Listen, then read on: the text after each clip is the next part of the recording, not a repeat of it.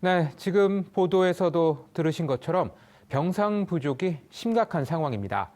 서울을 비롯한 수도권에서는 제때 병상을 배정받지 못한 확진자가 치료를 못 받고 병원 밖에서 숨지는 사례가 최근 4건이나 발생했습니다.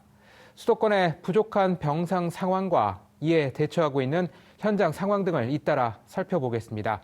먼저 병상 확충 계획 이혜진 기자가 취재했습니다.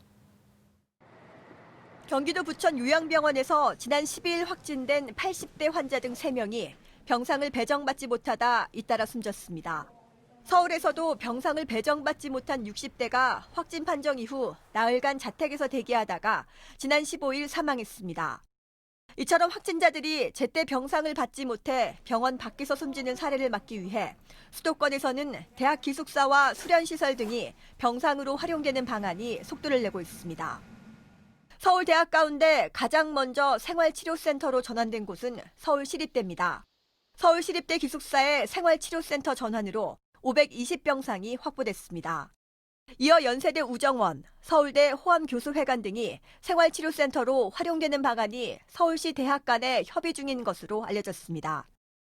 앞서 처음으로 기숙사를 생활치료센터로 전환한 경기대학교는 어제 환자 120명이 입소해 치료를 시작했습니다.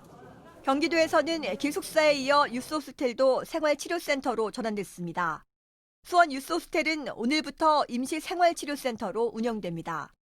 앞서 인천시도 하나글로벌연수원 등 생활치료센터 400병상 이상을 추가 확보했습니다.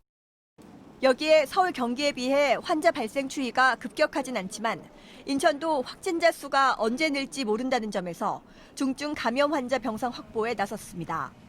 인천이 중증 환자 7병상 이상, 감염병 전담 환자를 위한 병상 220병상 이상을 추가 확보를 했습니다. 다음 주에는 이들이 감염병 전담 병원으로 쓸 수 있을 겁니다. 그 밖에 국가정보원도 인천 강화에 있는 안보수련원을 생활치료센터로 제공한다고 밝혀 지자체 현장 점검 등을 거쳐 센터 전환 절차가 추진될 예정입니다. TBS 이혜진입니다.